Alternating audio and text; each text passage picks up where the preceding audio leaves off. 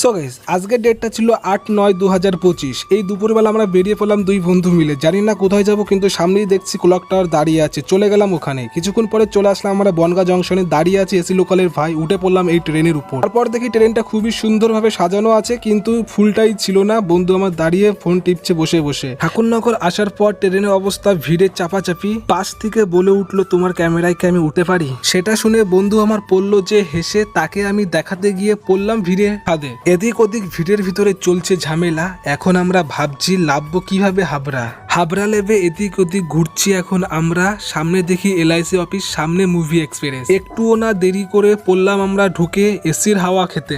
দাদা বলল, তোমরা এখন বসো এখানে, এত দূর থেকে এসেছো, আছে তোমাদের জন্য অনেক কিছু এখানে। জল মিষ্টি খাওয়ার পর ধরিয়ে দিল S23, বললো এটা নিয়ে যাও তাড়াতাড়ি বাড়ি। সো গাইজ আজকে আমরা চলে এসেছিলাম হাবড়া মুভি এক্সপ্রেসে, আর এখান থেকে একটা ফোন নিতে চলেছি। আর তোমাদের যদি এই ভিডিওটা ভালো লাগে লাইক করে দেবে, আর চ্যানেলের জন্য সাবস্ক্রাইব করে দাও। দেখা হচ্ছে নেক্সট অন্য কোনো ভিডিও।